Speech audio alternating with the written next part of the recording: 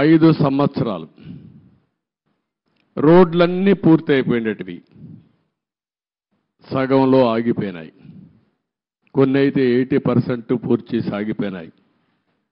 అదే మాదిరిగా బిల్డింగ్స్, మొట్టమొదటిసారిగా నేను వెళ్ళింది శాసన మండలి, శాసనసభ అభ్యర్థులు ఎవరైతే ఎమ్మెల్యేలు ఎమ్మెల్సీలు ఉండే క్వార్టర్స్కి వెళ్ళాను.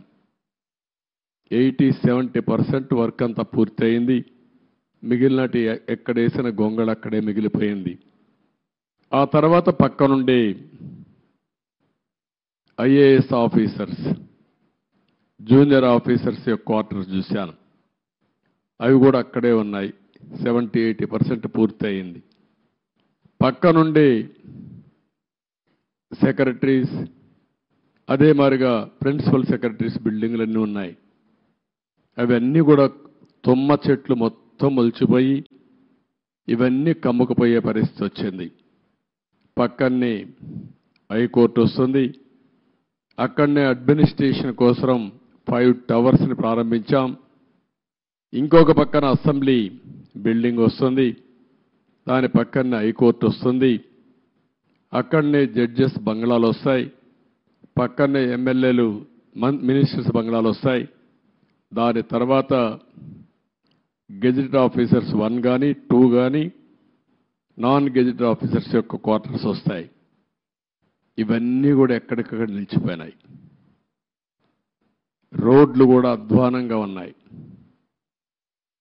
చాలా బాధాకరమైన సిచ్యువేషన్.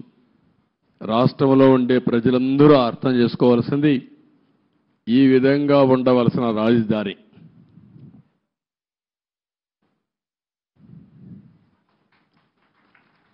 మనం ఆ రోజు ప్లాన్ చేసింది. నేను మళ్ళీ ఒక వైట్ పేపర్ ఒకటి రిలీజ్ చేస్తాం, అందులో డీటెయిల్స్ అన్నీ పెడతాం.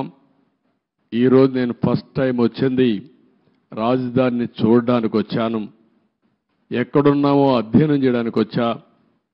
భవిష్యత్తులో ఏం చేయాలనో ఇక్కడ అమరావతిలో ఉండే రైతులే కాకుండా రాష్ట్రంలో ఉండే ప్రతి ఒక్కరూ సజెషన్స్ ఇచ్చే విధంగా ముందుకు పోవాల్సిన అవసరం ఉంది.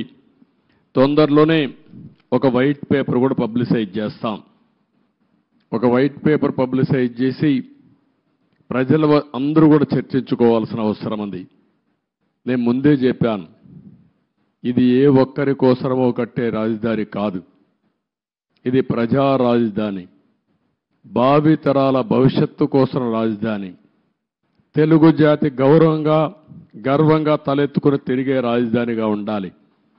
అదే సమయంలో ఇక్కడ అమరావతి రాజధాని వస్తుందంటే విశాఖపట్నాన్ని ఆర్థిక రాజధానిగా తయారు చేయాలని, కర్నూల్ని ఒక మోడర్న్ సిటీగా ఆధునికమైన నగరంగా తయారు చేయాలని, అదే మాదిరిగా అన్ని జిల్లా హెడ్ క్వార్టర్స్ కూడా ఏమేం చేస్తామో చాలా స్పష్టంగా చెప్పాం.